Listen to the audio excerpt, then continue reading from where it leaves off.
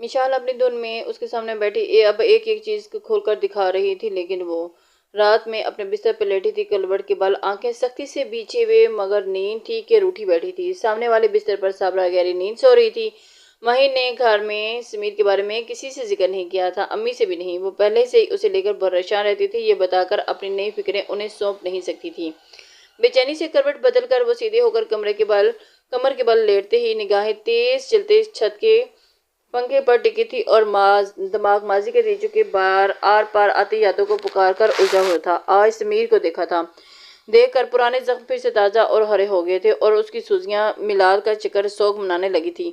آج رات اسی لیے تو پسند تھی، تو انسان خود سے ملنے کا موقع دیتی ہے تو خوف سے دور اور کہیں دیکھ نہ لے۔ ہر غم منایا جا سکتا ہے اور آنسو بہایا جا سکتا ہے، کیونکہ رات کی ملامت نہیں کرتی، خاموشی سنتی ہے اور سارے راز اپنے اندر اندھیرے میں ڈھانپ کر صبح کی روشنی میں آنکھ بچا کر اور دبے آنسو باہر نکل جاتی ہے۔ رات رازوں کی محافظ ہوتی ہے، جیسے وہ آج پھر سے اس کے سرہانے بیٹھ کر اس کی خاموشی میں گٹھی کی مانند بندی اس کی کئی بار سنی داستان سننے والی تھی، پوری توجہ کے ساتھ، بنا ٹوٹ کے بنا کے تھکے بنا اکتائے۔ اس کی کہانی کا پہلا پنہ تھا۔ سمیر اکرام خوبصورت تھا، اس سے بڑھ کر اسے محبت کا دعوے دار اس کے سگے چاچا کا بیٹا۔ چچی کو وہ کچھ خاص اچھی نہیں لگتی تھی، مگر بیٹے کی ضد کے آگے ہتھیار ڈالتے اسے بیاہ کر لے گئی۔ ماہین نے آنکھیں بند کر کے سمیر کی محبت پر یقین کیا اور یقین دلایا کہ اسے لے ڈوبا۔ 7 سال کی رفاقت کی، کبھی دھوپ اور کبھی سایہ، مگر اس سائے میں بھی بے اعتباری کا کافور کی خوشبو پھیلی ہوئی تھی اور رشتوں کا سالم سے نگل گیا تھا۔ اس کی شخصیت جو دور سے دیکھتے ہی مکمل لگتی تھی، کہیں کج ربی کا شکار تھی۔ وہ کوئی بھی کام مستقل مزاجی سے نہیں کرتا تھا، جو جاب بھی ملتی تھی چند ماہ کرتا اور پھر اکتا جاتا۔ لڑائی جھگڑے آخرکار جاب مل گئی تھی نکال دیا جاتا تھا اور اگلے کئی ماہ تک وہ بے روزگاری کا فیض چلتا رہتا تھا۔ اسی دوران ساری فرسٹریشن ماہین پر نکلتی تھی اور یہ سائیکل یوں ہی چلتا رہتا تھا، بنا نئی جاب کے، نئے عزم کے، سارے عہد بدلنے، جاب لیس ہونے کی فرسٹریشن۔ جو اپنی کمیاں دیکھتا ماہین پر شک کرنے لگتا۔ خاندان میں، محلے میں ہر مرد جو اچھا کماتا اس کے ساتھ اس کا نام جوڑ کر اس کے کردار پر اپنی گندی سوچ کا کیچڑ اچھالتا، اور اس نے پہلی بار جب اس پر ہاتھ اٹھایا تو وہ سمجھ نہیں پائی تھی کہ اس کے ساتھ ہوا کیا ہے۔ اس کے چہرے پر نیل پڑ گیا تھا اور دائیں آنکھ کے نیچے گال پر وہ پورا دن اپنا چہرہ چھپائے پھرتی تھی۔ چاچی نے ان کے معاملات میں کبھی دخل نہیں دیا تھا، وہ سب سن کر بھی اندیکھا انسنا کر دیتی تھی۔ سمیر نے اگلے دن اس پر ہاتھ جوڑ کر معافی مانگی تھی، وہ نادم تھا، اسے خود کو مارنے کی پیش کر رہا تھا۔ ماہین کا دل پگھل گیا تھا، وہ جاب لیس تھا، دوسرے پریشانی کا شکار تھا، غلطی انسان سے ہوتی ہے، اس نے معاف کرتے ہوئے صاف دل کر لیا تھا، لیکن وہ آغاز تھا، اس کے بعد اس نے کب اسے مارا اور کتنی دفعہ معافی مانگی تھی، وہ حساب رکھنا ہی بھول گئی تھی، اور یہ اس کا روز کا معمول ہی بن چکا تھا، اور وہ کب تک برداشت کرتی۔ اس طرح اس کے ساتھ وہ حرکات کرتا تھا کہ اسے خود بھی سمجھ نہیں آتا تھا کہ سمیر اس کے ساتھ ایسا کیوں کر رہا ہے، جبکہ ہمارے آپس میں کافی اچھی انڈرسٹینڈنگ بھی تھی۔ لیکن پھر اس کا دل پگھل گیا اور 7 سال اس نے اس امید پر سب کچھ جیلا تھا کہ ایک دن وہ بدل جائے گا، لیکن وہ نہ بدلا اور نہ اس کا وقت۔ اس کے 3 مس کیریج ہوئے تھے اور آخری بار اس نے پھر اس کے ساتھ بالکل بھی رشتہ چھوڑ دیا تھا، اور اس کے بعد اس نے اپنی آنکھیں اور کان لپیٹ لی اور کسی کی معافی طلبی، یقین دہانی، منت سماجت کچھ کام نہ آئی۔ اس نے خلا لے لی اور اس میں صرف اس کی ماں نے اسے سپورٹ کیا تھا اور آذر نے بھی اسے تجوز کا شکار کیا تھا۔ سمیر نے اسے چھوڑنے کو تیار نہیں تھا، لیکن عدالت کے فیصلے کے آگے اسے گھٹنے ٹیکنے پڑے، اور پھر سننے میں آیا کہ اس کی ماں نے زبردستی اسے کسی عرب ملک بھیج دیا تھا اور اب وہ پھر واپس آ گیا، اور اس کی زندگی کی سطح پر سمیر کی آمد سے ایک بار پھر سے اسے ایسے ہی دائرے بننے لگے جیسے ساکت کھڑے پانی میں پتھر مار دیا گیا ہو، اور اس کے لیے وہ ذہنی جذباتی طور پر تیار نہیں تھی۔ 3 سال ہونے کو آئے تھے، مگر وہ آج بھی کبھی ان لمحوں کو سوچتی تھی تو اتنا ہی درد محسوس کرتی تھی جن میں اس نے مار کھائی تھی، گالیاں سنی تھی اور اس کی بے اعتباری سہی تھی۔ بے آواز آنسو اس کے تکیے کو بھگو رہے تھے اور اس کے دلاسے دینے کو ہلکان ہوتی ہوئی رات خود کو بھی قطرہ قطرہ پگھلتی جا رہی تھی، اور رات کی تاریکی میں وہ اپنی ساری کہانی پھر آج کی رات اسے سنا بیٹھی تھی، جو کہ وہ اس کی ہمراز تھی۔ رات کی تاریکی ہوتی ہی اس لیے ہے۔ وہ دونوں اکیڈمی سے واپس آ رہے تھے کہ ایک ساتھ چلتے ہوئے دونوں ایک کندھے پر بیگ لٹکا رہا تھا۔ نور دائیں ہاتھ میں چاکلیٹ تھی اور جسے وہ سست روی سے چلتے ہوئے ساتھ کھا بھی رہی تھی اور ساتھ ساتھ ذہن میں کچھ پروسیس کرنے کی صحیح بھی کر رہی تھی، اور اس کے ساتھ چلتے دبلے پتلے جینز ٹی شرٹ والا لڑکا، مگر اس کے چہرے پر خوشی کے تاثر چھپائے نہ چھپتا تھا، تم تو یہ کہہ رہے ہو نا کہ التمش چاچو کا رشتہ طے ہو گیا اور عنقریب ان کی شادی ہو رہی ہے۔ بہت دیر بعد اس نے گلزار کا کہا جملہ اپنے الفاظ میں ڈی کوڈ کرتے ہوئے دہرایا تھا، جس پر اس نے پرزور انداز میں سر اس بات میں ہلایا تھا، ساتھ ہی ایک آخری بار چاکلیٹ اس کی طرف بڑھائی تھی، جس کا اس نے سارا رسان سے گردن نفی میں ہلا کر انکار کر دیا۔ نور نے کہا، جیسے تمہاری مرضی کے انداز میں کندھے اچکائے تھے۔ لالی شام کو مٹھائی کے ساتھ یہ گڈ نیوز دینے آئیں گی آپ کی طرف، اس نے جیسے اطلاع دی تھی۔ نور نے گردن کو ہاں میں ہلایا اور بچی چاکلیٹ منہ میں رکھتے ہوئے ریپر پاس سے گزرتے ہوئے بن میں اچھالی تھی۔ اچھی بات ہے، مبارک ہو تمہیں، اور تمہاری تو گھر کی شادی ہے، چاکلیٹ کھاتے ہوئے ساتھ بولتی تھی، اور اس کی آواز تھوڑی عجیب سی ہو رہی تھی، مگر پرواہ کسے تھی؟ گلزار نے مسکرا کر مبارکباد وصول کی تھی۔ میں خود آج کل رشتے کی تلاش میں ہوں۔ ویسے تمہاری نظر میں کوئی اچھا رشتہ ہے؟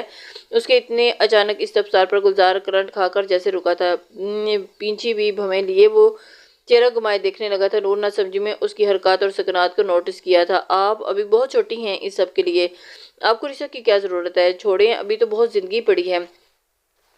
گلزار اسے دیکھ کر باتیں کر رہا تھا اور نور آنکھیں پھیلا کر اسے دیکھ رہی تھی اور حیران تھی۔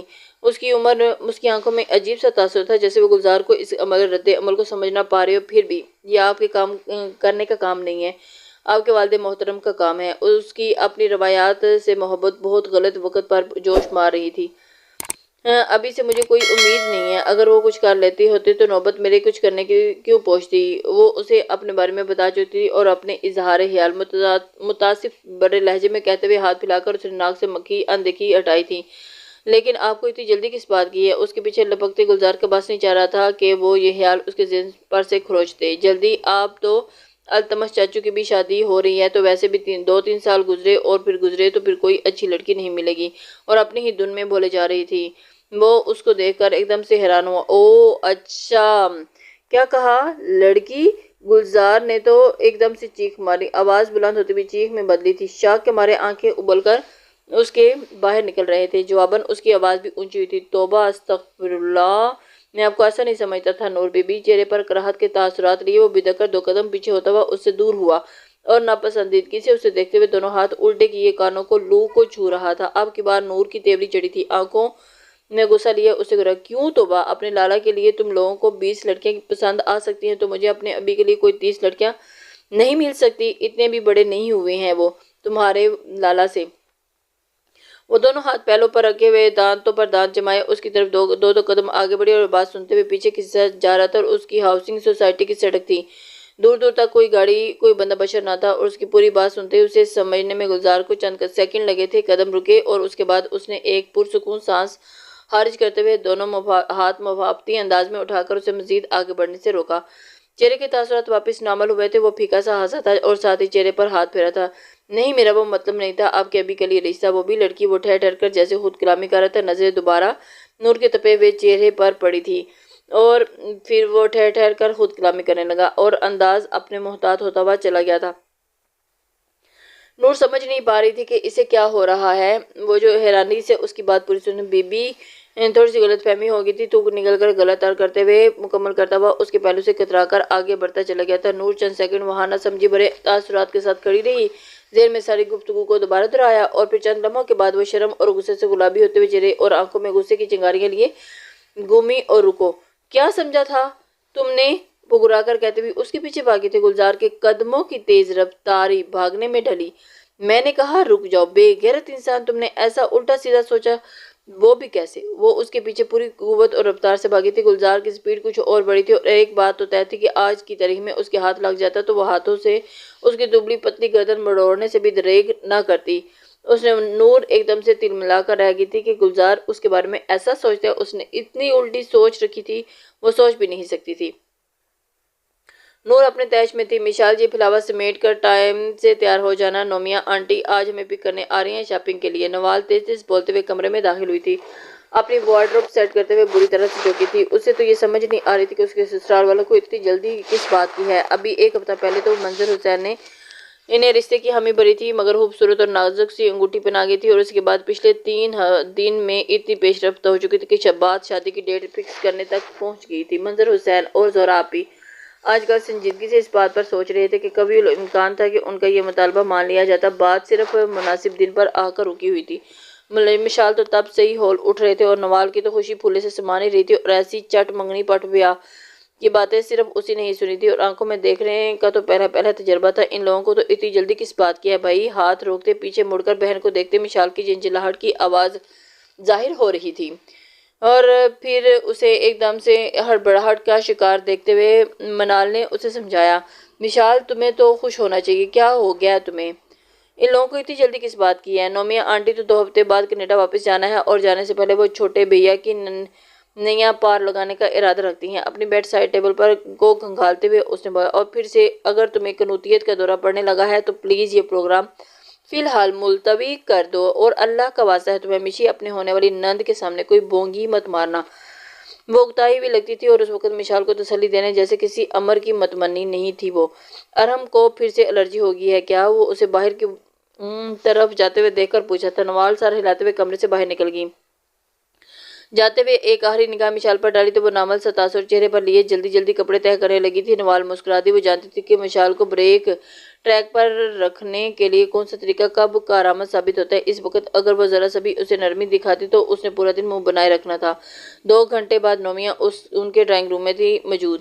وہ کچھ بھی کھانے پینے کو تیار نہیں تھی، لیکن زہرا بی کے اصرار پر فقط جوس پیا تھا، اور تھوڑی سی ہی دیر میں وہ مشال اور نوال کو لیے وہاں سے نکل آئی تھی۔ آج موسم اچھا خاصا گرم تھا، لیکن گاڑی میں ایئر کنڈیشننگ سسٹم کے باوجود ماحول میں ہونکی سی رچی ہوئی تھی۔ نومیہ ڈرائیور کے ساتھ آئی تھی اور اس وقت وہ تینوں پچھلی سیٹ پر بیٹھی تھی۔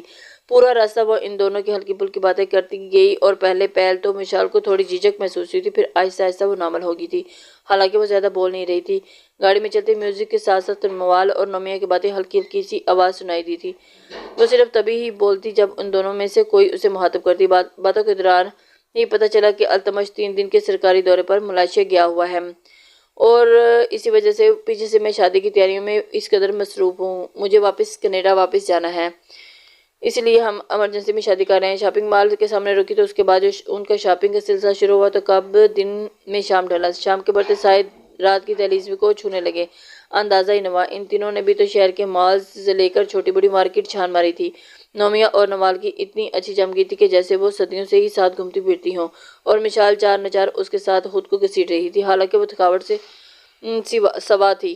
نومیہ نے بھی موقع کا خوب فائدہ اٹھایا، جو گھر سے ایک پوری لسٹ بنا کر نکلی تھی اور برائڈل ڈریس تک خرید کر دم لیا تھا، اور وقت کم تھا۔ روز روز مشال کا جیلم سے یہاں صرف شاپنگ کے لیے آنا بھی مناسب نہیں لگتا تھا۔ ابھی منظر حسین کا دوبارہ فون آ چکا تھا۔ عشاء کی اذان کی آوازیں بلند ہوئیں تو انہیں واپسی کا ہوش آیا۔ ان لوگوں کا لنچ دیر سے کیا تھا۔ نومیہ نے راستے میں ہی ایک ریسٹورینٹ میں رات کے لیے کھانا پیک کروایا تھا، اور اس کے بعد انہیں لے کر حیات منزل پہنچی تھی۔ رات کافی ہو گئی تھی۔ وہ اتنی بہادر نہیں تھی کہ صرف ڈرائیور کے ساتھ ان دونوں کو جیلم چھوڑ کر پھر خود واپس بھی آئیں، جبکہ التمش بھی نہیں تھا، اور گلزار بھی کل ہی ایبٹ آباد گیا ہوا تھا۔ اس لیے یہ طے تھا کہ وہ پہلے حیات منزل جائیں گے، اور پھر اس کے بعد جانے کا سوچے گی کہ اس نے واپس جانا ہے کہ نہیں جانا۔ لیکن ابھی تک اس نے یہی سوچا تھا کہ وہ حیات منزل میں ہی رات رکیں گی، کیونکہ اکیلے وہ واپس جانے کا سوچ نہیں سکتی تھی، اور انہیں لے کر سیدھا التمش والے پورشن میں گئی تھی۔ لیونگ ایریا کی لائٹس وغیرہ آن کی اور نوال اشتیاق سے ارد گرد کا جائزہ لے رہی تھی، جبکہ مشال کو گہری ہوتی ہوئی رات کی حقیقت کے ایسا کچھ دیکھنے سوچنے کی اجازت نہیں دی تھی۔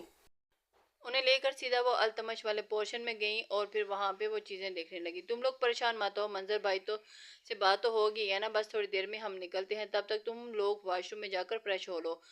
سامنے دونوں بیڈ رومز ہیں، میں تب تک کھانا لگاتی ہوں۔ نومیہ کے کہنے پر مشال نے سب سے پہلے نفی میں سر ہلایا تھا۔ نہیں آنٹی، پہلے ہی کافی دیر ہو چکی ہے تو کھانا رہنے دیں، ویسے بھی لنچ اتنا لیٹ کیا تھا، اب تو کھانے کا سوال ہی پیدا نہیں ہوتا۔ نوال رسان سے انکار کر گئی تھی، جبکہ نومیہ اس کی شکل دیکھ کے حیران رہ گئی۔ آر یو شور؟ دونوں نے ایک ساتھ تائید میں سر ہلاتے ہوئے نومیہ نے ہار مانتے ہوئے جیسے کندھے اچکائے۔ اچھا ٹھیک ہے، لیکن کم سے کم پانی تو پی لو، میں آتی ہوں، تب تک فریش ہو لو، میں عزیز بھائی کو بلا لیتی ہوں۔ وہ مسکرا کر کچن میں چلی گئی تو منال نے اپنا رخ پریشان حال مشال کی طرف کیا تھا۔ تم کیوں اتنی ٹینس ہو رہی ہو؟ شادی کی شاپنگ میں اتنی دیر تو ہو ہی جاتی ہے، چلو واش روم میں سے ہو آتے ہیں، اور پھر آگے بھی اتنا لمبا سفر باقی ہے۔ نوال نے اسے مزید ذہنی طور پر مصروف رکھنے کے لیے آگے بڑھی تھی۔ آمنے سامنے 2 بیڈ روم سے ایسا کرتے ہیں، میں اسی روم میں چلی جاتی ہوں، تم دوسرے والے روم میں چلی جاؤ، ٹائم بچ جائے گا، جلدی کرو، پھر گھر کے لیے نکل آئے۔ نوال نے کہتے ہی اس کا ہاتھ چھوڑا تھا، خود ایک کمرے کے دروازہ کھول کر اندر داخل ہوگی، اور کچھ دیر چند متبزز سی کھڑی رہی، اور پھر دوسرے کمرے کے دروازے کی ناب گھما کر اندر داخل ہو گئی، اور اپنے پیچھے کھلا دروازہ رہنے دیا تھا۔ کمرے کی لائٹس پہلے سے ہی روشن تھی، اور ایسی کی ہنکی شاید نومیہ آف کرنا بھول گئی تھی، اور اچٹتی نگاہ اس نے اطراف میں ڈالی تھی اور سفید نیوی بلو کا امتزاج ایک سادہ سا مگر شاندار بیڈ روم تھا، جس کے بہت بھربھرا نہیں تھا مگر اس کا انٹیریئر پرستائش۔ بیڈ پر سفید بیڈ اور شیٹ اور نیوی بلو کلر کا کمبل پڑا ہوا تھا۔ جیسے ہی صبح کے کسی بستر نے نہ درست کیا ہو اپنا، تو سب سے پہلے کمرہ داخل ہوتے ہی اس نے بستر ٹھیک کرنا تھا اور پھر ایک متلاشی نگاہ واش روم کے دروازے کے لیے دوڑی تھی اور اس نے ایک کونے میں اسے دکھائی کچھ سوچتے ہوئے چادر اتار کر اس نے وہیں رکھی تھی اور اس نے ہلکے آسمانی رنگ کی شلوار قمیض زیب تن کر رکھی ہوئی تھی، جس کی قمیض کے گلے اور کھلے بازو نے پر ملٹی کلر کے دھاگوں کا کام تھا۔ پاؤں پر کھلی کولہاپوری چپل تھی اور کمر تک آتے بالوں کو صبح سے ہی دادی نے چوٹی میں مقید کیا ہوا تھا اور چہرے پر کسی بھی آرائش سے آری دن بھر کی تھکن داستان سناتا ہوا اس وقت بہت خوبصورت لگ رہا تھا۔ وہ جلدی سے واش روم کی طرف گھسی تھی اور پھر کچھ سوچتے ہوئے اس نے چادر اتار دی اور روم کے دروازے کی جانب بڑھتے ہوئے چند قدم کے فاصلے پر واش روم کا دروازہ کھلا۔ اپنی دھن میں تولیے میں گیلے بال رگڑتے واش روم سے باہر آتے التمش نے نظر اٹھا کر دیکھا تو وہ اس کے عین سامنے آنکھوں میں ہر بے یقینی سے کھڑی تھی اور چہرے پر ہوائیاں اڑی ہوئی تھی۔ ایک لمحے کے لیے اس نے جنبش کی اور گردن کے گرد لپیٹتے ہوئے تولیے کا ذرا سا چھوٹا کیا اور آنکھوں میں متحیر سی اسے دیکھنے لگی اور پھر بڑی یقینی کے ساتھ ایک دوسرے کے ساتھ سنہری آنکھوں میں معمول سے ہٹ کر اسے پہلے سے سچویشن میں سمجھ پا کر کمرے میں اس کی تیزی سے قدرے بلند نسوانی چیخ کو گونجی تھی۔ التمش نے ناسمجھی سے بے آرامی کے ملے جلے تاثر کے ساتھ اسے دیکھا تھا، پھر اپنے عقب میں کھلے دروازے کو لمحے میں ہزارویں حصے میں وہ بجلی کسی کرنٹ سے تیزی سے اس کے قریب پہنچا اور غیر ارادی طور پر اپنے ہاتھ اس کے ہونٹوں پر زور سے رکھتے ہوئے اس کی چیخ کا گلا گھونٹا۔ آنکھوں میں ابھرتے ناگواری بھرا تاثر لیے اس کی نگاہوں نے اس کے سفید پڑتے چہرے سے پیچھے کھلے دروازے تک کا سفر کیا تھا۔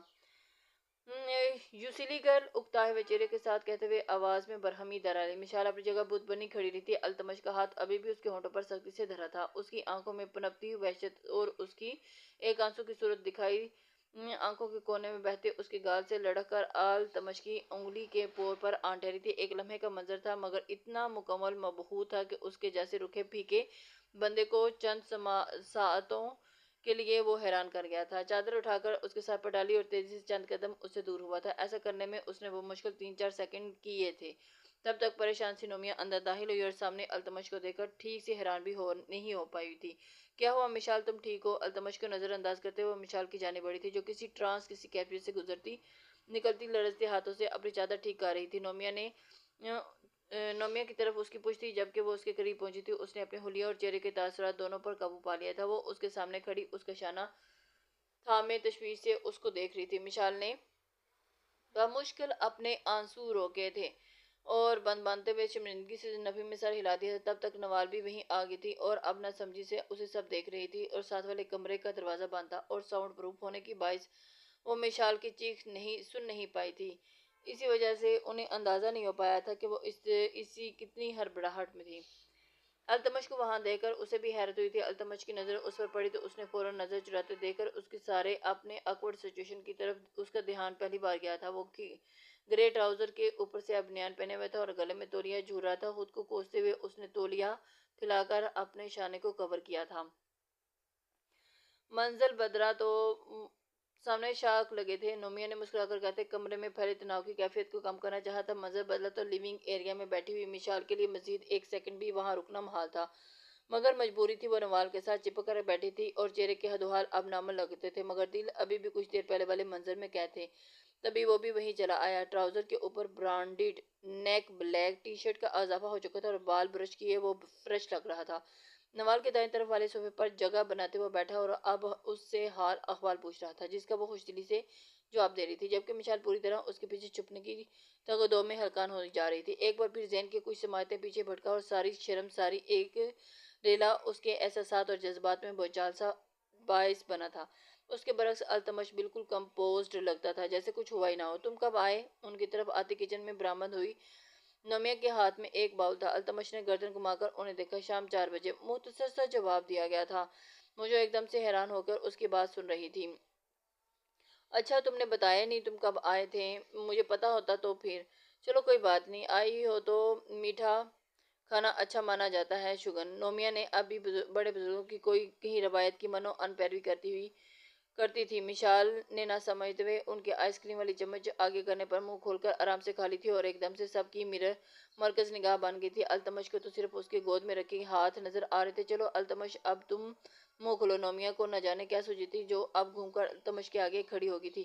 لیکن میں تو پہلی بار گھر نہیں آیا، اس نے سنجیدگی سے نکتہ اٹھایا تھا۔ نوال نے اس کے انداز پر بمشکل ہنسی روکی تھی اور مشال کے لیے تو وہ بالکل ہی حیران کن بات تھی۔ اسے سمجھ نہیں آ رہی تھی کہ نومیہ اس کے ساتھ کیا کر رہی ہے، لیکن وہ خاموشی دبکی سی بیٹھی ہوئی تھی۔ سرے سے وہاں کوئی موجود نہیں ہوئی۔ تمہیں ویسے ہی مٹھاس اور ٹھنڈک دونوں کی اشد ضرورت ہے۔ نومیہ نے زہریلا مسکراہٹ روک کر اس پر چوٹ کی اور خلاف توقع آگے سے کوئی جواب نہیں آیا تھا، بلکہ اس نے کمال تابعداری سے اس کی بات مان لی تھی۔ اور وہ جو کسی کے جھوٹے گلاس میں پانی تک نہیں پیتا تھا، مشال کی جھوٹی آئس کریم والی چمچ کھا چکا تھا۔ نومیہ کی خوشگوار سی حیرت نے اسے آن گھیرا تھا۔ وہ جلدی سے اٹھ کھڑا ہوا تھا۔ تھوڑی دیر کے بعد وہ چاروں جہلم کے لیے نکل رہے تھے۔ التمش نے ڈرائیونگ سیٹ خود سنبھال لی تھی اور نومیہ اس کے ساتھ فرنٹ سیٹ پر موجود تھی۔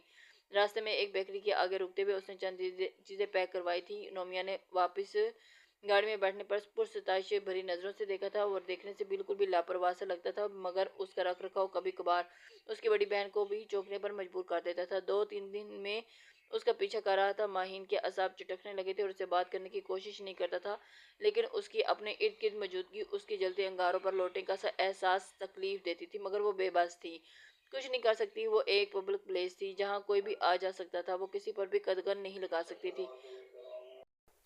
وہ ہر روز آتا تھا اور پھر بے مقصد سٹور میں ادھر ادھر گھومتا اور اس کو نگاہوں کے حصار میں رکھتا اور کافی دیر کے بعد ایک آدھ چیز خرید کر نکل جاتا اور زیادہ تر کوئی سنیکس وغیرہ ہی ہوتے۔ پھر بے مقصد گھومتا پھرتا رہتا اور اس کے کام ختم کر کے گھر جانے کے اسٹاپ تک ایک مناسب فاصلہ رکھ کر اس کا پیچھا کرتا۔ یہ سب ماہین کو ہراساں کرنے کے لیے کافی تھا۔ اس شخص سے کچھ بھی بعید نہیں تھا اور اسی وجہ سے وہ یہ سب کچھ کر رہا تھا، لیکن اسے اندازہ تھا کہ اس نے اس کی حرکات کو کیسے روکنا ہے۔ وہ اپنے کاؤنٹر پر کھڑی ایک کسٹمر سے کیش کلیئرنس کے بعد پروفیشنل مسکراہٹ ہونٹوں پر سجائے تھوڑا سا ہمدردی شکریہ برے کلمات کا تبادلہ کر رہی تھی، جب اس کسٹمر کے مزے پر مڑنے پر سر اٹھاتے نظر سامنے پڑی۔ سامنے ہاشم سیڑھیوں سے نیچے اتر رہا تھا۔ اسے دیکھتے ہی اسے صرف اس کی گردن کی آنکھیں یاد آئی تھی اور ہونٹ آپ پیچھے چلے گئے تھے۔ بلیک شرٹ پینٹ میں اس کی ہائٹ کچھ اور دراز لگتی تھی۔ آج خلاف معمول اس کے بال تھوڑے بکھرے ہوئے لگتے تھے، جنہیں وہ ایک ہاتھ کی مدد سے سیٹ کرتے پیچھے کر رہا تھا۔ لاپرواہی کے سے انداز لیے وہ نیچے اترا۔ ارد گرد نگاہیں دوڑاتے نظر اس تک گئی تھی جو کہ آدھی بے دھیانی سے ہی ابھی بھی اسی کی جانب دیکھ رہی تھی، اور اس کے دیکھنے پر سٹ پٹا کر نگاہوں کا مرکز بدلا، جس کے ساتھ ہی وہ دوسری طرف بھی نگاہیں پھیر لی گئی تھی۔ کچھ دیر کے بعد اس نے بے آرامی سے پہلو بدلا تھا، کن اکھیوں سے دوبارہ نگاہ اٹھائی۔ وہ مین کاؤنٹر پر کھڑا کچھ ہی کہہ رہا تھا کہ اپنی بات مکمل کر کے آگے بڑھا اور پاس سے گزرتے ورکرز کے سلام کے جواب پر سر کو ذرا سا خم دیتا ہوا وہ باہر نکل گیا، اور اس کے نظروں سے اوجھل ہونے پر ماہین نے ایک گہرا سانس، تھکن زدہ سانس ہوا میں سپرد کیا تھا۔ کاش وہ اپنی ساری پریشانیاں، ساری الجھنیں بھی ایسے ہی کسی کے سپرد کر دیتی اور اس کے اندر پنپتے گھٹن کا احساس اپنی موت آپ ہی مر جاتا، لیکن کوئی تھا ہی نہیں ایسا کہ جس کے کندھے پر وہ سر رکھ کر اپنے دکھ بیان کر سکتی۔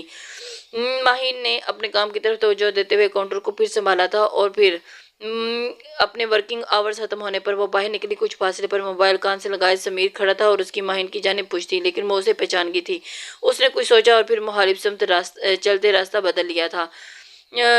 اس سے بچنے کے لیے اسے یہ طویل مسافت بھی منظور تھی۔ شام کا وقت تھا۔ وہ سست روی سے چلتی ہوئی اکیڈمی سے واپس آتی تھی۔ گلزار ساتھ نہیں تھا۔ وہ ایک قدرے کم مصروف سڑک کے کنارے اکیلتی چلتی ہوئی جا رہی تھی۔ بیچ میں تھوڑی دیر کے بعد ایک آدھ گاڑی تیز رفتاری سے اسے پاس سے گزرتی تو کچھ شور پیدا ہوتا، پھر دوبارہ وہی خاموشی۔ وہ گلزار کو بری طرح سے مس کر رہی تھی۔ وہ 2 سال سے ساتھ تھے، ایک ساتھ ہی کالج اور اکیڈمی جاتے اور واپس آتے۔ پہلے پہل تو وہ اس سے دور دور بھاگتا تھا اور ان کے درمیان میں کوئی بات بھی نہیں ہوتی جو بے نام رب سا تھا۔ اس کے جڑے ہونے میں اسے کسی کا ہاتھ تھا تو وہ 100% نور کی کوششوں کا تھا۔ وہ جتنا اس سے دور بھاگتا تھا یہ اتنا اس کا پیچھا کرتی تھی، جس میں نرمی، دھمکی، دھونس اور کبھی کبھی تو ایک آدھا پنچ بھی شامل ہوتا۔ اس کے مستقل مزاجی کبھی یا ہر درمی، جس سے عاجز آ کر بلاخر گلزار کو ہی ہتھیار ڈالنے پڑے، اور اس کے بعد ان دونوں کے درمیان ایک عجیب سا تعلق تھا جسے وہ دوستی کا نام کبھی نہیں دیتے تھے۔ وہ ساتھ چلتے پڑھتے، لڑتے مرتے، اور مارکس کی رساکشی ہمیشہ ان کے درمیان رہتی تھی، مگر وہ دوست نہیں تھے۔ اور اب نور کو اس کی اتنی عادت ہو چلی تھی کہ وہ کبھی اپنے گھر جاتا تھا تو اس کی کمی محسوس کرنا اس ایک فطری فطری سی بن چکی تھی اور تم اپنی ہی دھن میں چلی جا رہی تھی کہ آگے اس نے ایک بائیں طرف سے مڑ کر اشارہ کیا تھا۔ بائیں جانب جاتی شاہراہ پر ٹرن لینا جب ایک اچانک اس کے قریب آتی ایک بائک آ کر کھڑی ہوئی تھی اور اپنے دھیان میں چلتی وہ چونک کر رکی، اور بائک پر لڑکے سوار تھے جنہوں نے اسکارف سے اپنے چہرے ڈھانپ رکھے تھے اور سروں پر پی کیپ تھی جس سے وہ اپنے چہرے چھپا کر رکھے ہوئے تھے۔ قریب تانا اور موبائل نکالو۔ دوسری طرف نور تھی جو پہلے ہی انہیں حیرت سے دیکھ رہی تھی، پھر اس کے چہرے پر بیزاری نے اپنی جگہ بنا لی۔ ناٹ اگین، وہ اکتاز سی بولی اور ایک گہری سانس خارج کی۔ لڑکے نے چھمبے سے اسے دیکھا جو بنا کسی خوف کے آنکھیں چھوٹی کیے اسے ہی دیکھ رہی تھی۔ دیکھو تمہیں جس شخص نے بھیجا ہے نا وہ لگتا ہے بھلا ہے، نہیں وہ میرا باپ ہے، اور یہ پہلی بار نہیں ہوا، اور انہیں ہر 3-4 ماہ بعد مجھے ٹرائل کرنا پسند ہے بقول اس کے سیفٹی میئرمنٹ، اور وہ صرف یہ چیک رکھنا چاہتا تھا کہ اسے کسی سچویشن میں پھنس کر اپنا ڈیفینس کرنا بھول پاؤں گی یا نہیں۔ حالانکہ انہیں یقین ہونا چاہیے کہ میں 3 سال مارشل آرٹ سیکھا ہے، یہ ہاتھ پاؤں توڑنا میرے بائیں ہاتھ کا کمال ہے۔ وہ جس رازداری سے اور بہادری سے وہاں کھڑی ان دونوں کو باری باری دیکھتی یہ قصہ سنا رہی تھی، وہ تعجب سے اسے نہ دیکھتے تو کیا کرتے۔ ایسا کیس انہیں پہلی بار ٹکرایا تھا۔ پاس سے ایک گاڑی گزری تھی مگر کسی کو ذرا بھر بھی شک نہیں ہوا تھا کہ یہاں کیا چل رہا ہے۔ وہ اتنی ہی رازداری سے ان کے ساتھ بات کر رہی تھی۔ آخر وہ اسے چینا سنیکر تھے اور اس سے چینا چپٹی کے معاملے میں اس کے پاس کھڑے تھے، لیکن اسے تو بالکل بھی اس چیز کا اندازہ ہی نہیں تھا۔ اس نے ہڈی تھی اور فریکچر ہو گئی تھی۔ ٹھیک ہے میرے باپ اس کام کے لیے تم لوگوں کو پے کرتا ہے تو، لیکن پھر کسی کو تکلیف پہنچانا مجھے کچھ خاص پسند نہیں، تو بہتر ہوگا کہ یہ ہیل یہیں ختم کر دیا جائے۔ اپنی بات مکمل کرتی وہ آخر میں مسکرائی اور اس کے ساتھ ہی ان دونوں لڑکوں نے ایک دوسرے کی طرف بے یقینی سے دیکھا اور کہہ کر لگایا، لگتا ہے پاگل ہے بیچاری۔ بائک پر بیٹھے لڑکے نے تمسخر اڑاتے کہا تو پہلی بار نور نے بھویں سے کہی، مائنڈ یور لینگویج۔ بدتمیزی کے لیے نورالعین ہاشم معاف نہیں کیا کرتی۔ اس نے انگلی اٹھا کر تنبیہ کی، موبائل نکالو لڑکی ورنہ میں گولی چلا دوں گا۔ اس بار اس لڑکے نے درستی سے کہا تھا۔ نور نے پھونک مارتے ماتھے پر بکھرے بالوں کو جنبش دی اور اگلے ہی لمحے پھرتی سے وار کرتی اس لڑکے کا پسٹل والا ہاتھ کلائی سے مروڑتے ہوئے پیچھے کمر تک لے گئی تھی، اور وہ تو ان دونوں کی ہوائیاں تک اڑا کر جا چکی تھی۔ ان دونوں کو حیران ہوتے دیکھ کر ایک دفعہ پھر اس بار لڑکے نے درستی سے کہا اور نور نے پھونک مار کر بکھرے بالوں کو جنبش دی تھی، اور اگلے ہی لمحے مروڑ کر اس اچانک پڑی افتاد کے لیے وہ دونوں لڑکے تیار ہی نہیں تھے، اور اس کے ہاتھ سے گن چھوٹی جسے نور نے اپنے دوسرے ہاتھ میں تھام لیا تھا، اور دوسرا لڑکا اس صورت انداز میں بالکل بھی نہیں۔ ان کے قریب جاتے اپنے پر سے بائک سے اتر کر جارحانہ انداز میں اس لڑکی کی طرف بڑھتے لڑکے پر حملہ کر دیا۔ نور نے چونک کر اس نے کردار کی انٹری دیکھی جس نے اس آدمی کو پورا زور لگا کر دھکا دیا جو پہلے ہی اس کی غیر متوقع آمد اور حملے پر نہیں سنبھلا تھا۔ پیٹھ کے بل اپنی بائک پر گرا اور بائک پیچھے کی جانب الٹ گئی اور اس اوپر وہ شخص گرا تھا۔ نور نے دلچسپی سے یہ سارا نظارہ دیکھا تھا۔ اس لڑکی کی بڑی بڑی آنکھوں میں خوف اور ہراساں کے باوجود انداز میں مضبوطی تھی۔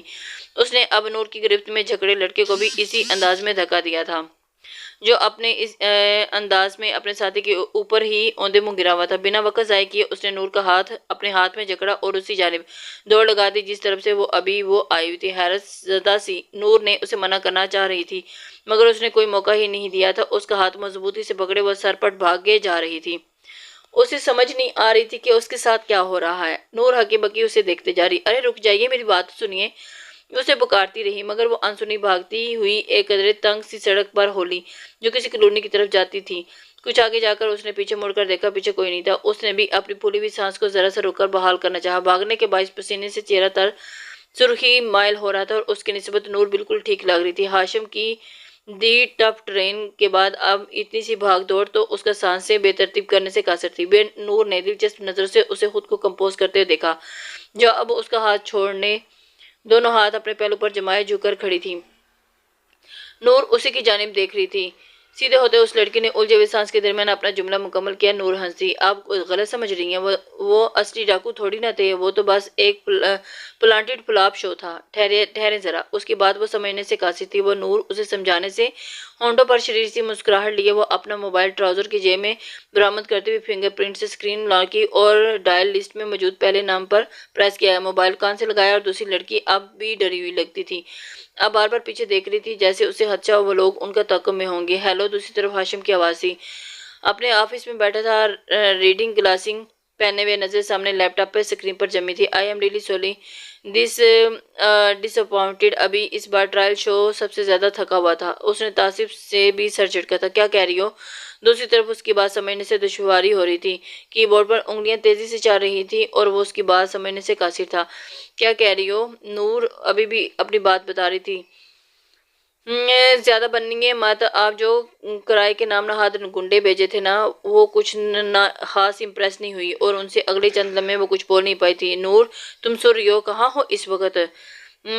میں نے کچھ نہیں، کسی کو نہیں بھیجا۔ تم کہاں ہو اس وقت؟ بنا اپنا کوٹ لیے وہ بھاگتا ہوا اپنے آفس سے نکل رہا تھا۔ اس بار ٹھکنے کی باری نور کی تھی اور اس سارے میں پہلی بار اس کی آواز میں تشویش تھی۔ عام حالات میں وہ سیڑھیوں کا زیادہ استعمال کرتا تھا۔ لفٹ کا دروازہ ڈور کھولے وہ اندر داخل ہوا اور تیزی سے بٹن دبایا تھا اور پھر نور نے پلکیں چمکائیں اور اپنے بائیں ہاتھ کی جانب دیکھا تھا جس میں پہلی والی وہ پسٹل ابھی تک موجود تھی جسے وہ ابھی تک نقلی کھلونا سمجھ رہی تھی، اور اس سارے میں پہلی بار اسے وہ آلہ کافی وزنی لگا تھا اور اس کا ہاتھ ذرا بھر لرزا۔ وہ ڈاکو اصلی تھے تو پھر پسٹل بھی اصلی ہوگی۔ خود کلامی کے انداز میں وہ اس کی طرف مڑی ہوئی تھی اور اسے سمجھ نہیں آ رہی تھی حلق میں برآمد ہوئی تھی۔ وہ لڑکی ابھی تک نہ سمجھی بھری حیرت سے اس کا چہرہ دیکھ رہی تھی جہاں اب وہ پہلے والا اطمینان مفقود تھا۔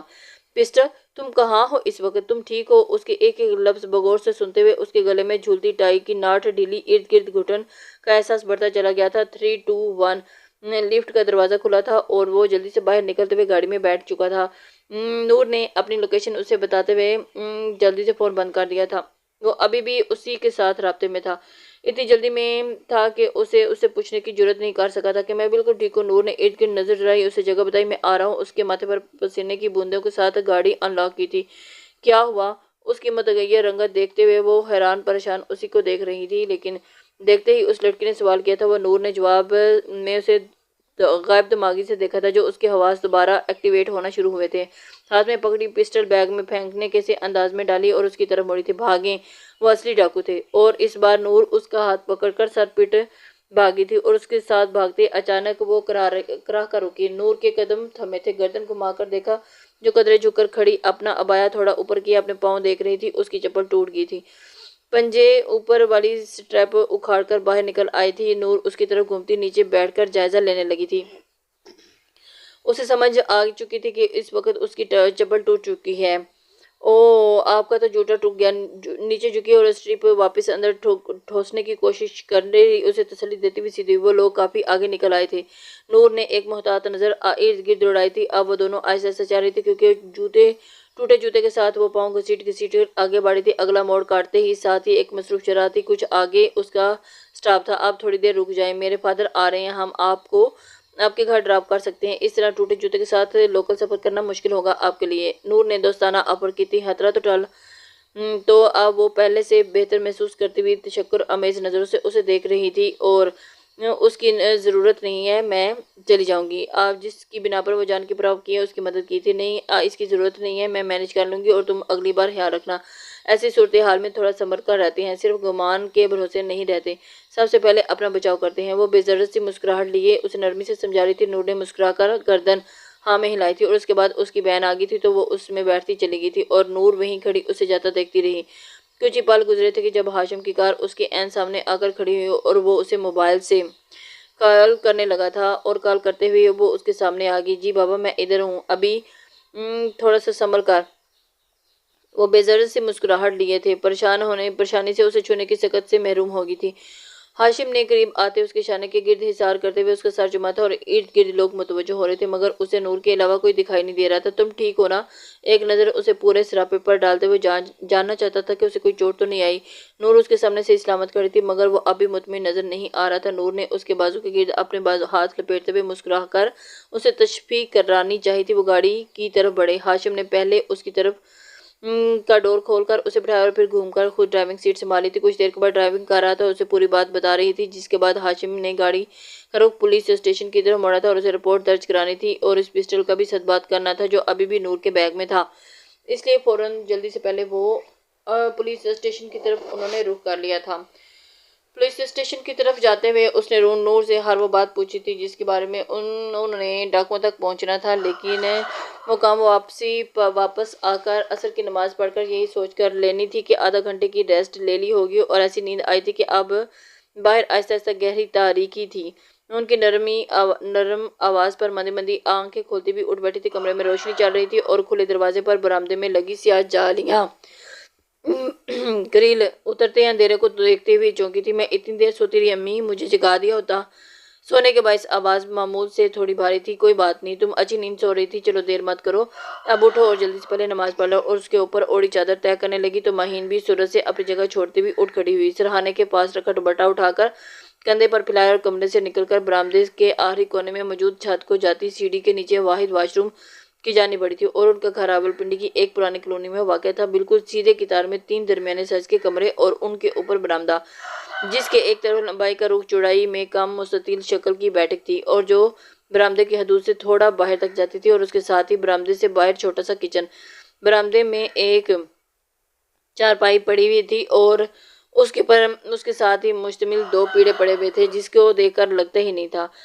اور اس کے ساتھ ہی برآمدے میں چھوٹا سا کچن، برآمدے میں ایک کمرہ، آگے جا کر دروازہ، جتنا ہی لوہے کا مین گیٹ تھا اتنا ہی تھا، لیکن پرانا ڈائننگ ٹیبل، فریج رکھا ہوا تھا اور آذر کی شادی کے وقت سامنے سے برآمدہ گرل لگا کر بند کر دیا گیا تھا۔ سامنے چھوٹا سا سین تھا اور سین تھوڑا سا حصے برآمدے کے آگے بائیں جانب بڑھا ہوا تھا، جہاں آگے جا کر کمرے کے دروازے کے جتنا ہی لوہے کا مین گیٹ تھا، جہاں صابرہ ہانڈی کی بنائی کر رہی تھی۔ آذر اور شرمین بچوں کے ساتھ شرمین کے میکے گئے ہوئے تھے، آج رات انہوں نے وہی رہنا تھا۔ امی مجھے جگا دیتی، میں بنا دیتی۔ اسے ایک بار بھی اپنے پھر دیر سے سونے پر افسوس ہوا تھا اور ان کے قریب آ کر رکی تھی۔ اچھا ہٹیں، اب میں باقی کا کام کرتی ہوں۔ امی نے بنا اس کی طرف دیکھے ہاتھ کے اشارے سے منع کر دیا۔ اس نے کچن میں ادھر ادھر نگاہ دوڑائی، کرنے لائق کوئی کام نہیں تھا۔ میں روٹیاں بنا لیتی ہوں۔ فریج سے آٹا نکال کر لاتے ہی اس نے توا رکھ کر دوسرا چولہا جلایا اور خود پیڑ بنانے لگی۔ تھوڑی دیر کے بعد دونوں برآمدے میں رکھے ڈائننگ ٹیبل کے گرد بیٹھی اور کھانا کھا رہی تھی۔ شرمین اور بچے نہ ہوں تو گھر کتنا بے رونق سے لگتا ہے۔ امی کی بات پر مہین مسکرائی اور ان کے سامنے آج کل وہ زیادہ محتاط رہتی تھی، سمیر کی وجہ سے پریشان ہو رہی تھی اور انہیں بھنک بھی نہیں پڑنی چاہیے تھی۔ آپ کو شرمین بھابی کی ہر وقت کی چک چک اور بڑبڑاہٹ سننے کی عادت ہوگی امی، اس لیے آپ ان کو ابھی مس کر رہی ہیں۔ ماہین نے بھابی کے بارے میں بتایا تو وہ اپنی بات پر آمادہ تھی۔ اس کا گھر ہے بیٹا، وہ نہیں ہوتی ہوگی تو کمی تو محسوس ہوتی ہے نا؟ ماہین نے گردن میں تائید میں ہلائی تھی۔ تو سو تو ہے، چھوٹی موٹی باتوں میں کھانا ہو گیا تو مہین نے برتن سمیٹے اور واپس اپنی جگہ پر آ بیٹھی تھی۔ صابرہ نے بغور بیٹی کا چہرہ دیکھا، اس کا گال چوہا اور ہاتھ بالوں تک گئے تھے۔ اپنا خیال رکھا کرو، ذرا دیکھو تو چہرے کا رنگ کتنا پھیکا سا لگ رہا ہے، اور یہ بالوں کا کیا ستیہ ناش مارا ہوا ہے۔ تیل کی شیشی لاؤ، میں ذرا تیل میں سر میں ڈال دوں تمہارے۔ بنا کسی اعتراض کے وہ اٹھ گئی اور لا کر اس کے حوالے کر دیا، اور وہ کرسی کا رخ تبدیل کر کے اس کی طرف گھوم گئی، جو خود کشن نیچے رکھے اس پر آلتی پالتی مارے بیٹھ چکی تھی۔ بالوں میں چلتی اس کی انگلیاں کا لمس کس قدر سکون امیز ہے۔ کچھ دیر کے لیے زندگی کی ہر الجھن، ہر پریشانی اپنی جگہ ہو کر انک ہونے لگی تھی۔ اسے اتنی لاپرواہی بھی اچھی نہیں ہوتی۔ تم نے تو اپنا بالکل بھی رول دیا ہے ماہین، اپنا خیال رکھا کرو، تم اس قدر تو نہیں ہو کہ تم اپنا دھیان نہ رکھ سکو۔ وہ ساتھ ساتھ دکھے دل سے سرزنش بھی کر رہی تھی۔ کچھ دیر کے بعد ان کی آواز پر ماہین نے آنکھیں کھولی اور ہونٹوں کی مسکراہٹ کچھ پھیکی پڑی تھی۔ میں نے انسانی رویوں کے بارے میں سوچنا چھوڑ دیا ہے امی، آپ پریشان مت ہوا کریں۔ اس نے ان کی تسلی کرانی چاہی تھی۔ کچھ دن پہلے گھر کے خرچ کو لے کر ہوئی آدھی ادھوری بات کے بعد آذر کا رویہ اسے کھچا کھچا سا تھا۔ اس نے محسوس کر کے بھی اندیکھا کر دیا تھا، مگر امی نہیں کر پا رہی تھی، وہ اندر ہی اندر کٹتی رہی تھی۔ مہین تم شادی کر لو بیٹا۔ اتنے اچانک ہوئے حملے پر وہ سنبھل نہیں سکی تھی۔ چہرے کا سکون رخصت ہوا تھا اور پہلے ہی ایک محاذ پر تنہا کھڑی تھی، اور ان کی بات پر وہ ایک دفعہ عالم برزخ میں لاپٹا تھا۔ ہونٹوں کی مسکراہٹ اذیت میں بدلی تھی اور آنکھوں میں تکلیف بڑھی تھی، بے یقینی کے کھورے کھانے لگی تھی۔ وہ یہ آخری بات تھی کہ ان کے منہ سے سننے میں تصور بھی نہیں رکھتی تھی۔ چہرے کی سفیدی دیکھ کر گمان ہوتا تھا کہ جیسے صحرا کی سنہری دھوپ میں یک لخت برف سی گرنے لگی ہو، سفید برف اپنی جگہ سے ہل نہ سکی ہو، کچھ بول نہ سکی۔ مجھے تمہارا ڈر لگا رہتا ہے، آج مجھے کچھ ہو گیا تو تمہارا کیا ہوگا؟ آذر سے میری کوئی خاص امید نہیں جڑی، تمہارے لیے یہ گھر پہلے ہی خوشیوں کا گھروندہ نہیں ہے، پھر تو نہ جانے یہ لوگ تمہارے ساتھ کیا سلوک روا رکھیں گے۔ میری بات مانو تو تم شادی کر لو پلیز۔ وہ اس کی ماں اس سے منت سماجت کرنے لگی، اور ماہین کو تو اس بات کا ذرا سا بھی اندازہ نہیں تھا کہ اس کی ماں اچانک اس سے یہ بات کر لے گی۔ امی اس کے سن کہاں رہی تھی، اس کا وجود تو پہلے ہی جملے کے زہر سے نیلو نیل کر دیا گیا تھا۔ تمہیں اب آگے بڑھنے کی کوشش کرنی چاہیے بیٹا، میں اپنی زندگی میں تمہیں خوش و خرم دیکھنا چاہتی ہوں بس۔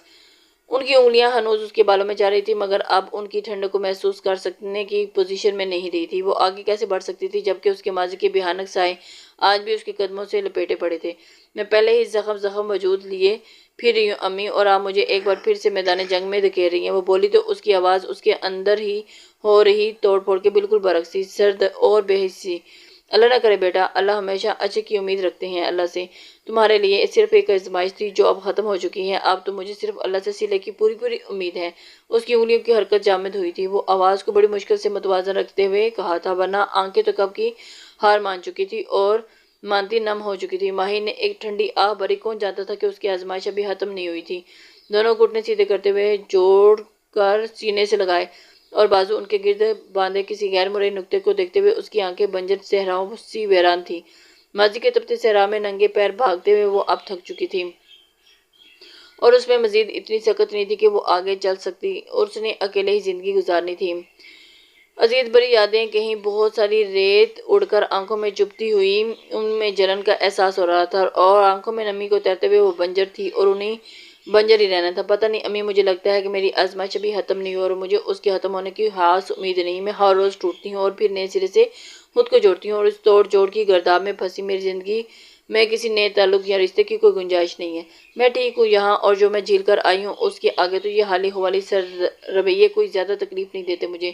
میں ان کے ساتھ بخوشی اپنی باقی ماندہ زندگی گزار سکتی ہوں۔ اپنی بات مکمل کرتے اس نے گردن گھما کر ان کا مغموم چہرہ دیکھا، پھر تسلی آمیز انداز میں مسکرا کر ان کی کمر کو تھپتھپایا تھا، اور وہ ان کو تسلی دینا چاہتی تھی کہ میری فکر کرنے کی ضرورت نہیں ہے۔ وہ اپنے بالوں کو جوڑے کی شکل میں قید کر رہی تھی۔ راحت تمام ہوئی اور ماضی اور حال کے درمیان تلخی کے اس لمحے کی چھوٹی سی خوشی کو نگل گئی۔ زندگی گزارنے اور جینے میں بہت فرق ہوتا ہے۔ امی نے نمی چھلکاتی آنکھوں کے ساتھ باریک نکتہ اٹھایا۔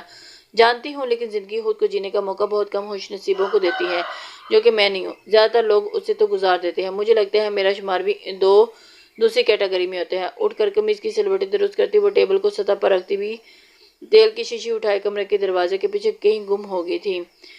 اس کی ماں اس کو جاتا ہوا دیکھ کر آنکھیں نم کر کے سوچتی رہ گئی تھی کہ اس کی بیٹی کب اس دکھوں کی دہلیز پار کر پائے گی اور کب اس کی زندگی میں خوشیاں آئیں گی۔ حیات منزل کو برقمی کمکموں سے سجایا جا چکا تھا۔ نیچے لان میں گلزار کھڑا تھا، جو اس لڑکے کو کوئی مشورہ دے رہا تھا کہ جو اب لان میں لگے پھول پودوں پر کمکموں کا جال بچھا رہا تھا، جو کہ اس میں اور خوبصورتی میں اضافہ کر رہا تھا۔ التمش گاڑی سے نیچے اترا تو ایک نظر اس نے سارے گارڈن میں دوڑائی تھی، اور اس کی گاڑی میں آتے ہی پہلے ہی اس کی جانب قدم بڑھا چکا تھا۔ السلام علیکم۔ اس کی مسکراہٹ میں انسیت تھی، اسے خاص طور پر سامنے کھڑے شخص سے تھی۔ کہنے کو تو اس کا کوئی نہیں تھا، جو کوئی خونی رشتہ نہیں تھا، لیکن اس کے ساتھ مگر اس کی زندگی کا ایک خاص اور خوبصورت حصہ تھا۔ وہ اس کا راہبر تھا، کب اندھیرے میں رہنما، راہ دکھانے والا۔ وعلیکم السلام۔ تم کب آئے؟ سرسری سا سوال ہوا۔ کافی دیر ہو گئی ہے، میں تو کب سے آیا ہوا ہوں، آپ کو نہیں پتہ چلا؟ اچھا، کوئی کمی تو نہیں رہنی چاہیے، سب کچھ ٹھیک ہونا چاہیے تھا۔ گلزار کی طرف دیکھ کر، آپ کی شادی کی تیاریاں؟ گلزار پرجوش سا۔ التمش نے سر ہلایا تھا۔ حیرت ہے، شادی میری ہو رہی ہے اور ایکسائٹمنٹ تم لوگوں کے دل و دماغ پر چڑھی ہوئی ہے۔